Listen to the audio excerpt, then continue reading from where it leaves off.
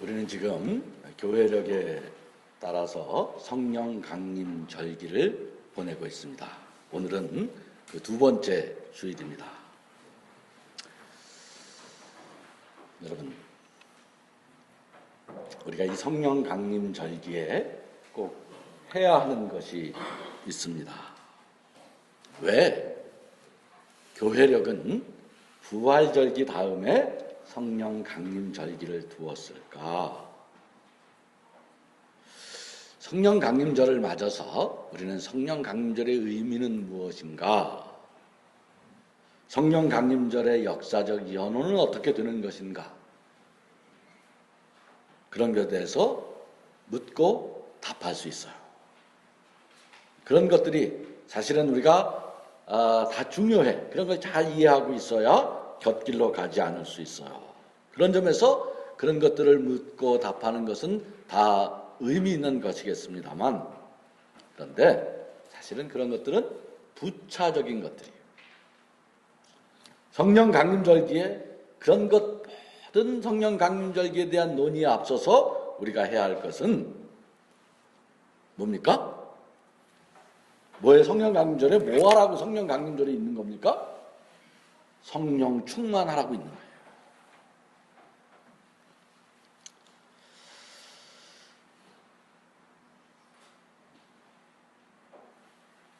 성령 강림절에 대한 여러 성서적 의미에 대해서 묻고 답하는 것이 불필요하다는 것이 아니에요.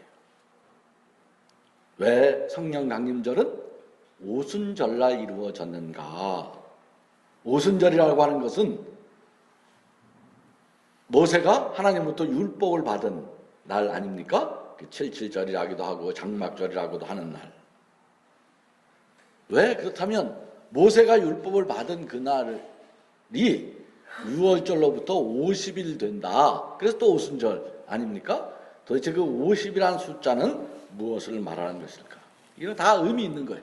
사실은 묻고 답해야 돼. 언젠가는 꼭 곰씹어서 생각해 봐야 하는 것이죠. 율법을 받은 날, 그날 이제 구약에서는 율법을 받았지만 신약에서는 성령이 내렸다. 그건 무슨 말이에요?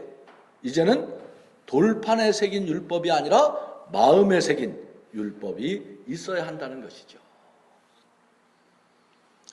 50년, 50이라는 것 성서 전통에서는 대희년을 말하는 거예요. 50년, 77이 49 플러스 1. 그래서 50년이 되는 애는 희년이야. 대희년.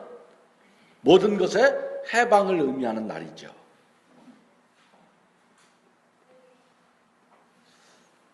그래서 성령은 해방의 영이 되는 것이에요. 그런데 그런 것들이 다 중요한가? 정말 소중한 것이라 할지라도 비교할 수 없을 만큼 중요한 것은 우리가 성령 충만함을 받아야 하는 거예요. 근데 오늘 현대 교회가 이 성령 충만함을 받는 방법, 받는 길을 잃어버렸어요.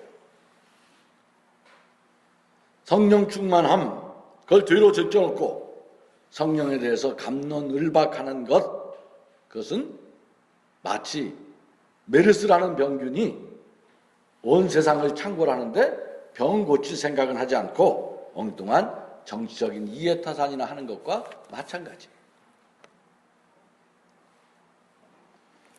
성령 충만함을 받는 우리 모두가 되기를 바랍니다. 이거 받아도 되고 안 받아도 되는 게 아니에요. 그러면 제가 이렇게 말하면 우리는 다 이렇게 묻게 돼 있어요. 제가 이렇게 말하면 목사님, 그러면 어떻게 해야 성령 충만함을 받습니까? 무엇을 해야 성령 충만함을 받을 수 있는 것입니까? 여러분, 어떻게 해야 성령 충만함을 받습니까? 우리 이렇게 생각해요. 다 현대인들의 이 사고 구조는 그렇게 돼 있어요. 기도 많이 하고 성경책 열심히 읽고 교회 생활 충실히 하면 성령 충만함을 받을 수 있지 않을까? 그런 생각을 가진 사람들이 많이 있을 거예요.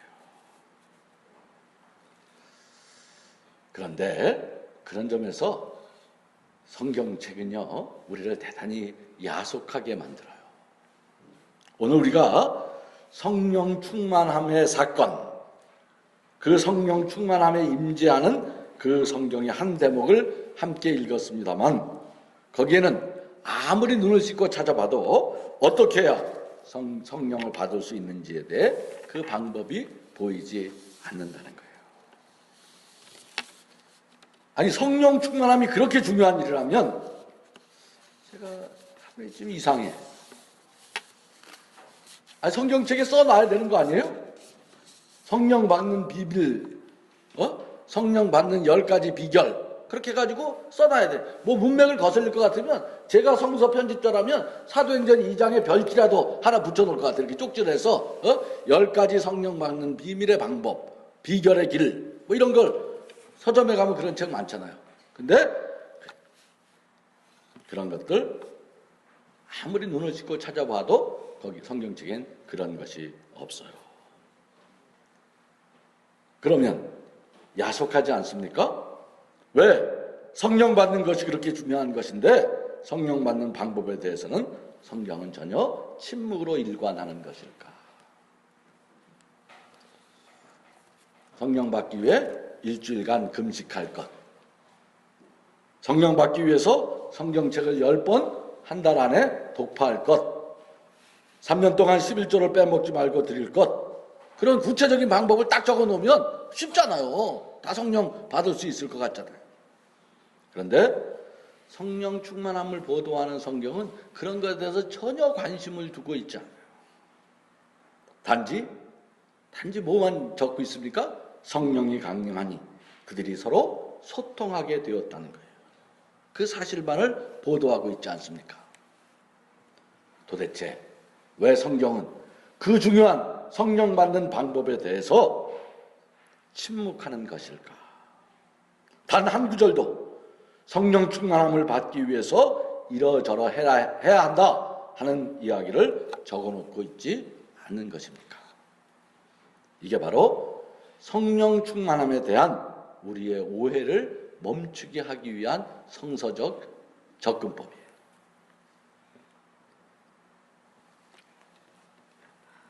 성령 받기 위해서 우리가 무언가를 해야 하나님의 영이 임한다는 전제를 가지고 있어요. 그런데 성서는 성령 받기 위해서 우리가 할 수 있는 것은 아무것도 없다는 거예요. 오늘 성경은 그런 이야기예요. 진실은 그런 것이에요. 우리가 무슨 노력을 하면 하나님이 응답하신다는 그런 이야기를 하자는 것이 아니에요. 그게 성서 종교와 세상의 모든 종교가 구별되는 거예요. 만일 그렇게 해서 얻은 영이 있다면, 우리가 열심히 노력해서 무슨 영을 받았다면 그것은 우리의 영이지 하늘의 영이 아니라는 것이에요. 뭘 해야 됩니까? 하늘의 영은 우리의 노력 여하에 따라서 충만하게 되는 것이 아니라 우리의 노력과 상관없이 전적으로 하나님의 자유로운 의지에 의해서 우리에게 임재하시는 것, 그게 바로 성령인 것입니다. 성령이란 내 노력이나 내 힘으로 얻을 수 있는 것이 아니라 전적으로 자유로운 영이며 진정으로 우리를 그래서 해방시킬 수 있는 영인 것입니다. 우리가 할 수 있는 것이란 단지 그 영을 사모하는 것이고 기다리는 것이며 내 속에 탁한 영, 성령을 거역하는 내 세상에 만들어진 그 영을 비워내는 것일 뿐이에요. 여기 성령의 비밀이 있는 것입니다. 우리가 자꾸 예수 믿으면서 내 노력과 자랑, 내 종교적인 업적을 앞세우려는 것이 우리 죄성의 한계인 거예요.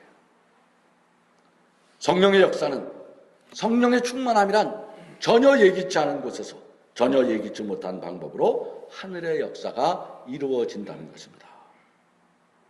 내 성령 받고 싶다고 받아지는 것이 아니라 그것은 전적으로 하나님의 은혜의 산물입니다. 하나님이 나를 강권하셔서 나로 하여금 새로운 언어를 말하게 하시고 나를 통해 막혔던 담들을 허물고 서로 소통하게 만들어 주시는 것입니다. 지금도 하늘 역사는 그렇게 증언하고 있는 것입니다. 하늘로부터 바람이 불고 있다. 우리가 알지 못하는 새로운 소통의 영이 임하고 있고 창조의 영이 내리고 있다. 내가 절망하는 그때, 내가 다 막혀버렸다고 생각하는 그 순간에도 하늘의 영은 일하고 계신 것입니다.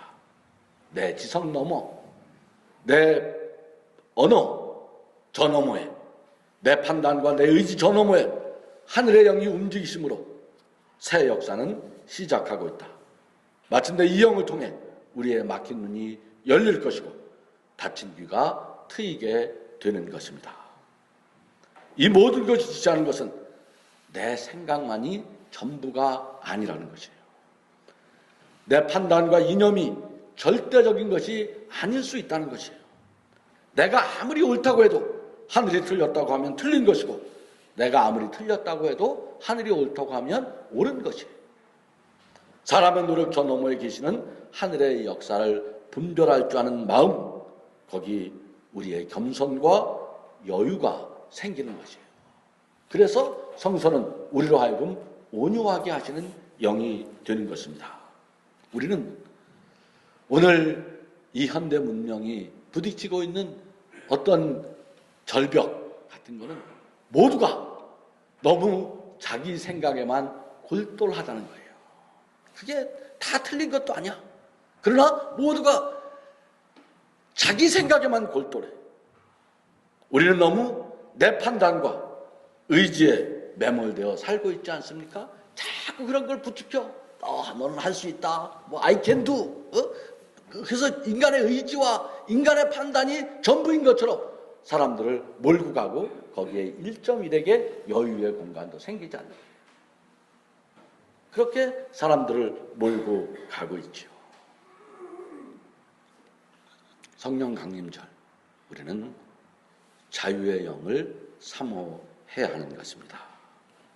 해방의 영을 기다리는 것입니다. 내 생각과 판단이 전부가 아니라 하나님의 선한 의지로부터 시작되는 영의 역사가 우리의 삶을 감싸고 있다는 것을 인정하는 것이에요. 하나님은 그 어떤 우리의 판단과 조건일지라도 그 모든 것들을 넘어서서 신실하시고 자비로우신 분입니다. 그 하나님은 지금도 인류를 구원하기 위해 우리에게 약속하신 영을 보내주고 계십니다. 하늘의 영을 받아 내 한계가 돌파되는 내 노력과 내 경험만이 전부가 아니라 하나님이 저 넓고 큰 사랑의 세계를 바라보는 우리가 되기를 바랍니다.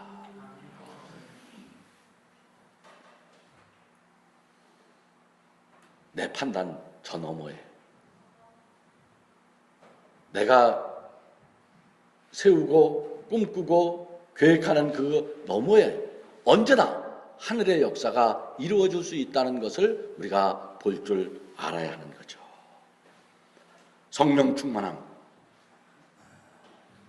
자본의 영이 우리를 올가매고 있지 않습니까? 권력의 영, 분단의 영, 사람을 갈라놓고 분열시키는 영들의 세상에 우리가 살고 있지 않습니까? 우리 다 예수 믿는 사람이나 예수 믿지 않는 사람이나 그런 영의 세상에 살고 있어요.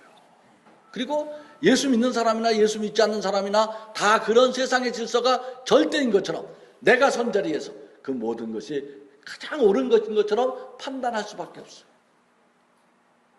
그런데 그리스도인은, 성령의 사람은 거기서 한 발 물러설 줄 아는 사람이에요. 그래서 우리 모두는 저마다 이 세상이 가르쳐, 이 세상이 만들어낸 그 탁한 영들의 종살이 하면서 우리의 생명의 기운을 소진시키고 있지 않습니까? 그런 세상에서 하늘의 영은 지금도 우리에게 임하고 계십니다. 오셔서 우리를 새 피조물로 창조하시고 우리를 해방시켜서 우리를 더 넓은 소통의 세상으로 인도하고 계신 것입니다.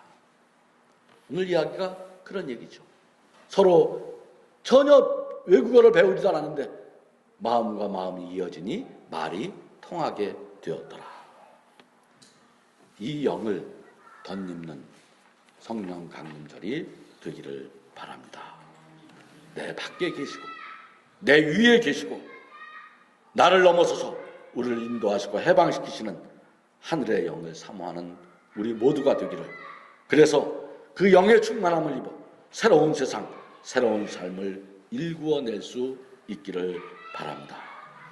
성령 충만함을 입어서 갈라진 땅에서 소통의 역사를 만들고 미움과 갈등의 세상에서 화해와 평화를 만들어내는 그리스도의 증인들이 오늘 이 땅에 간절히 요청되고 있습니다. 성령 강림 절기에 우리 모두 내가 추구하는 내 욕망의 방향, 거기서 멈춰서서 하늘의 영을 간절히 기다려 성령 충만함을 덧입게 되기를 간절히 바랍니다. 하나님, 저희로 성령 충만함을 덧입게 하여 주옵소서. 우리의 삶을 가득 채우고 있는 세상의 영, 세상의 지혜, 세상의 방식 넘어 계시는 하나님의 큰 사랑, 거기로부터 오는 그 영을 덧입어 새로운 삶, 새로운 세상을 향해 믿음의 길 걷게 하여 주옵소서. 예수님의 이름으로 기도하옵나이다. 아멘.